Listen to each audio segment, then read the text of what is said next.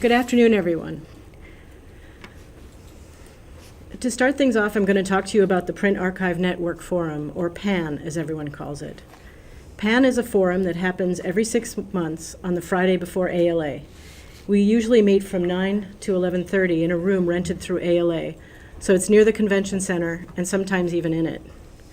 The meeting is open to everyone, and you do not need to sign up, though we do ask you fill out a sign-in sheet when you come. We use the sign-in sheet to keep track of who's attending, seeking feedback on new program ideas, and gathering emails for the listserv.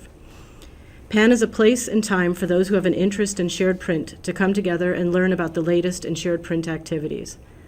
Many of our members and others in the library community are involved in these activities, and so we seek to provide a comfortable environment in which everyone can share their points of view. In addition to the meeting itself, we provide a listserv that keeps everyone in touch throughout the year.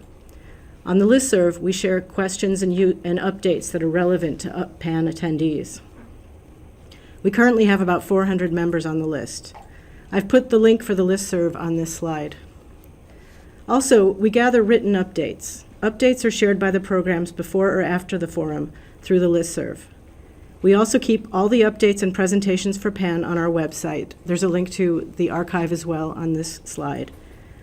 PAN information goes all the way back to 2010, so if you're doing any research about shared print activities, we hope you'll use the archive. It really helps trace the progress of shared print in North America and beyond. At this year's Midwinter PAN Forum, held Friday, January 25th from 9 to 11:30 in Seattle, we had presentations from many of the shared print programs.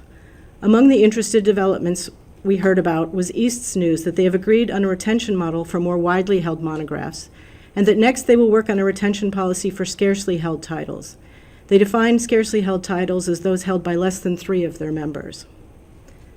Heather Welton from Hathi Trust talked about how Hathi's shared print program is currently holding commitments for print volumes for about 65% of Hathi's digitized volumes. They are moving into phase 2 of their analysis work to identify print titles for which they do not yet have commitments. Several attendees raised questions at PAN about Hathi's shared print program. One asked if the quality of the digital scans influences the acquisition of a print copy in any way. Hathi said this was challenging given that they scanned 10 million titles, and so identifying where bad scans are located can be difficult.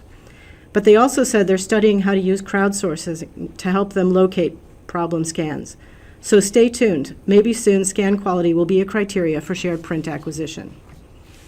Kristen Leonard from PALNI reported on a monograph summit held in Boston last December.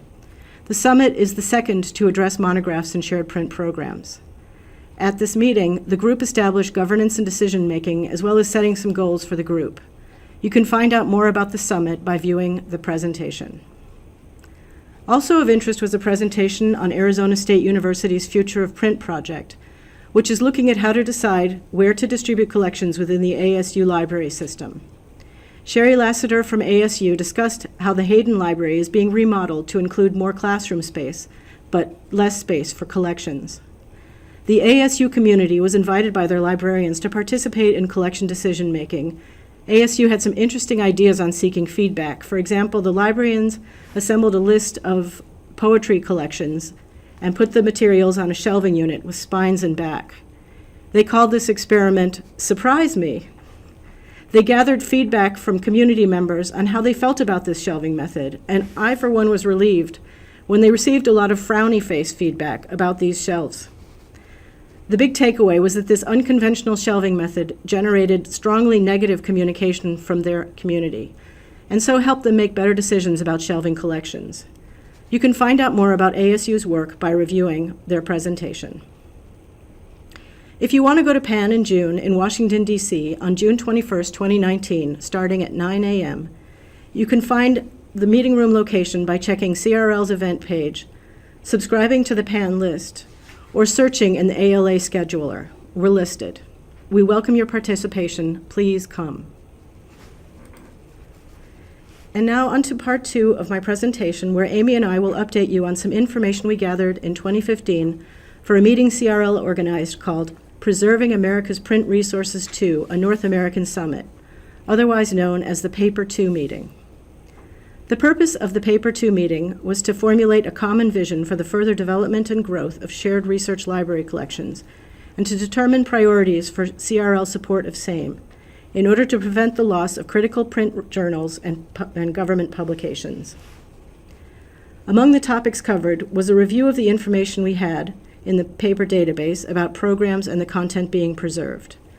Before the meeting, we did some preliminary analysis of CRL's data on shared print and published a short paper of our findings. You will find this paper on the Paper 2 website. At the meeting, we sought input from attendees on our findings and what it told us about the shared print landscape at that time. Looking back, almost 4 years later, there has certainly been change. Mostly, there are more things to count. For example, we have 46 print archive programs now, up from 37 in 2015. We also have more data about the content stored in shared print programs, but I'll leave that discussion to Amy. The graphic you see on this slide is one of our concerns. It is a map of the United States and Canada with the various types of environmental risks in shades of red that overlay the green. The reddest area, otherwise known as Texas, is the state most at risk for environmental emergencies due to its hurricane activity. Other states, such as California, are also at risk. Also on the map are dots that indicate facilities which are storing library print collections. The black dots are facilities with holdings in paper, and the white dots are facilities with holdings in print archive programs that have not yet disclosed their holdings in paper. This map is on the paper dashboard and is updated with the most recent information as it becomes available. Other big changes that we are seeing being paid to the data involved in print archiving. This is due in part to the work we are doing at CRL to clean up the data of programs who submit to paper. This data cleanup is huge for print archiving and the library world in general. The better we can get the data, that is, standardized, uniform, and with ISSN numbers, the more we will know about what is really being preserved in these programs. This is important because we don't want to lose anything. We are also seeing more shared print people talking about validation of content. In particular, we are focused on holdings first. Validation of holdings is needed to ensure program records are accurate. In particular, if a holding record says a program is archiving volumes 1 through 10, then we hope the program will check the shelf and make sure they have volumes 1 through 10. And if they don't, we hope they will change their record holdings information so that if volume 7 is missing, their records will say they own volumes 1 through 6 and volumes 8 through 10, but not volume 7. This is great information and really important. The more programs who validate their holdings, the more we can rely upon these copies into the future. More shared print programs have written requirements for storage of print. This continues to be true. Many programs see the content stored by their libraries to be on open library shelves, while other content is being processed into off-site storage facilities. We are seeing an increase in the number of libraries anticipating in these programs, and so the pool of titles is increasing, as well as the librarians to do the work. It is important that there are 12 states in the U.S. that do not have any storage facility listed in paper. These include Texas, Louisiana, and Alaska, some pretty big states. Also, in Canada, they have held their second shared print forum entitled At-Risk Leveraging Shared Resources and Expertise to Preserve Print Research Collections. These forums are helping Canadian librarians to share information and work about their shared print programs. Also important in Canada is the Keep at Downsview shared print program in Ontario is now up and running. And now over to Amy for more updates.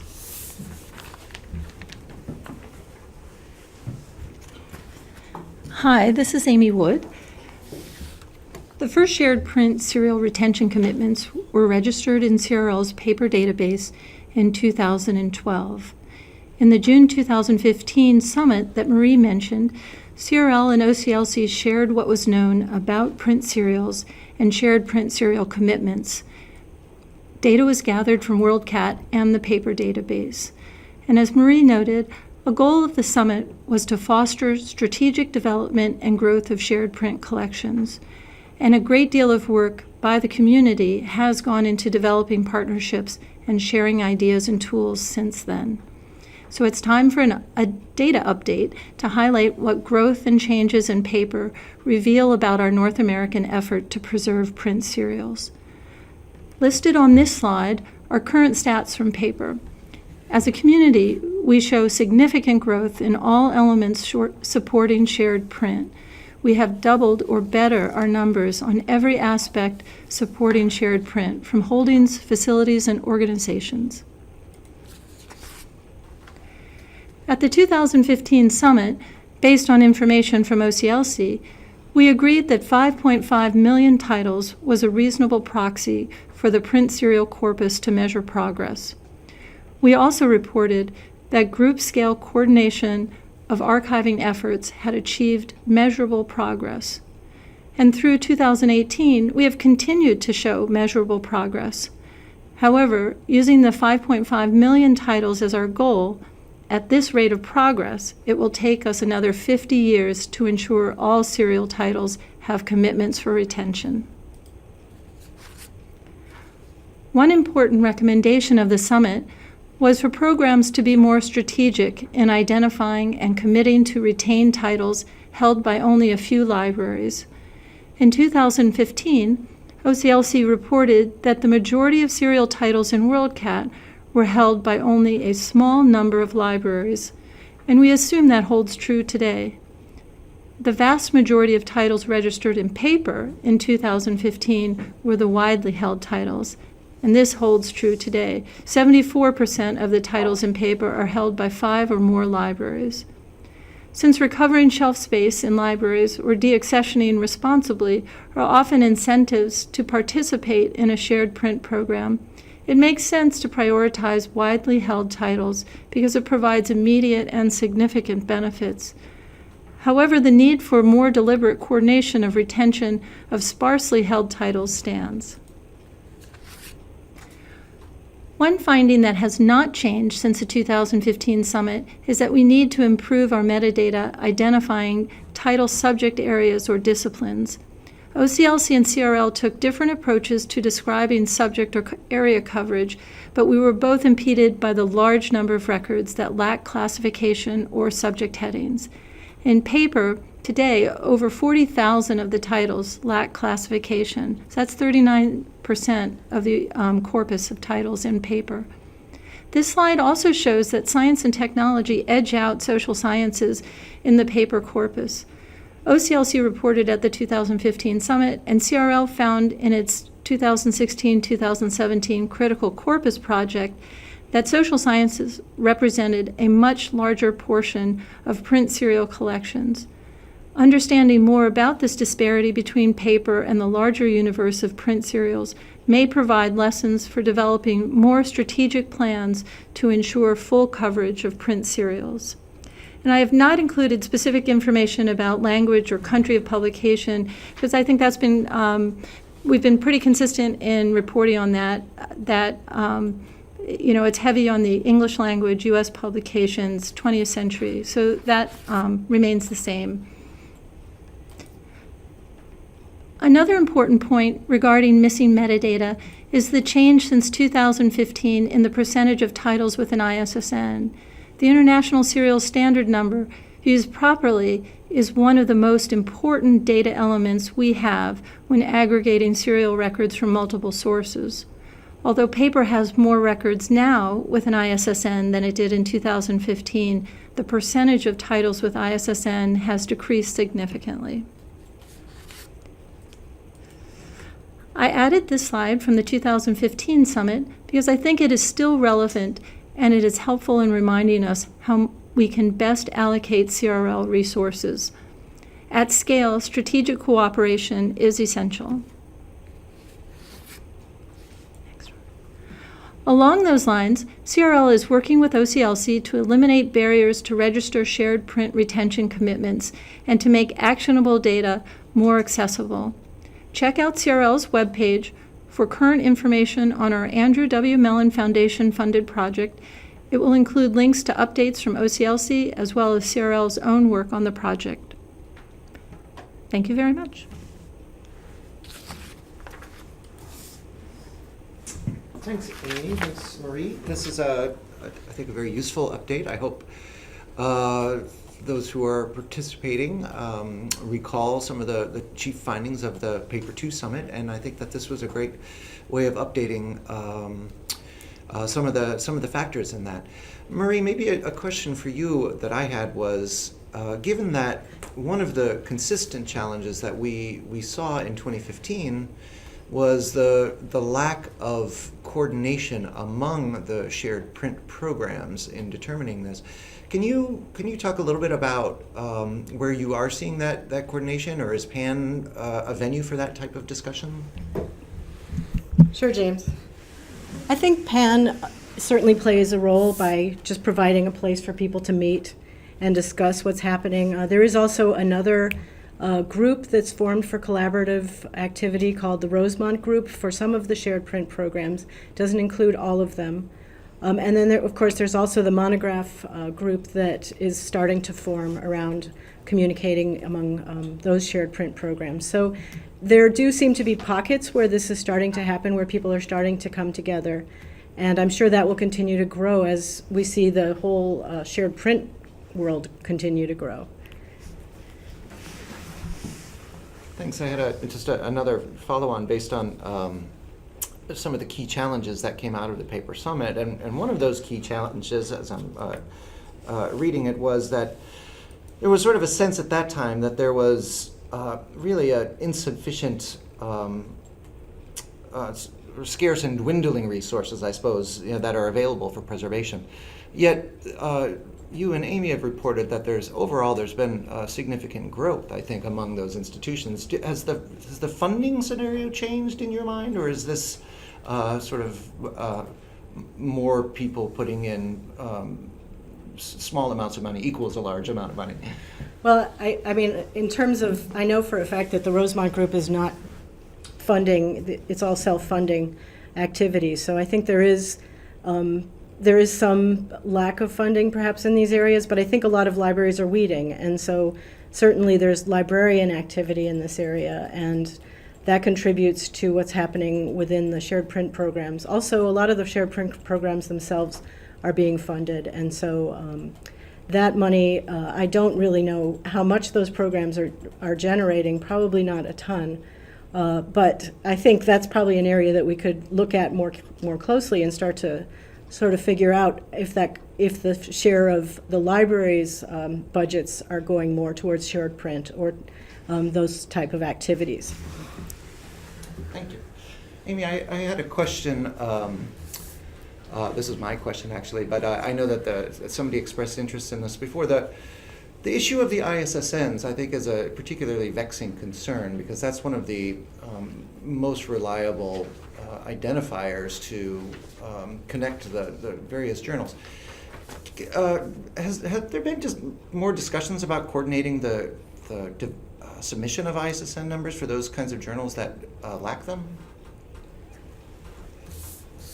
I think there hasn't been a great deal of discussion in the shared print community, I guess, about ISSN, although, except informally, I think many people do agree that it's more useful than an OCLC number, simply because many titles have multiple records, and the ISSN helps to bring those together.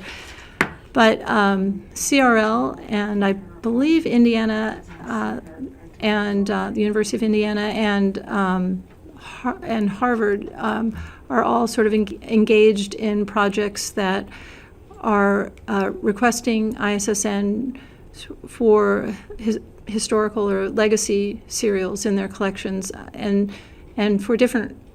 I think there are different incentives for each one of those groups on their individual projects. I know CRL has gone through all of its English language U.S. publications that are cataloged at a concert level. So it's not an easy project. It's time consuming, but it's absolutely worthwhile.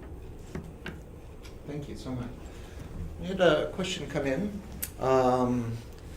I'd like to know a little bit more about the map that you displayed, Marie, I guess. Where did you get your disaster information? Actually, it's kind of interesting. We got that information from two sources. One is FEMA, They collect this kind of information for all the states. And then, of course, for Canada, we had to go to Canada. And there we used the Canadian Disaster Database. So this kind of information is out there. And, of course, it's changing all the time. So it's good to kind of check in and look at the map again to see if maybe some other state becomes the red hot state.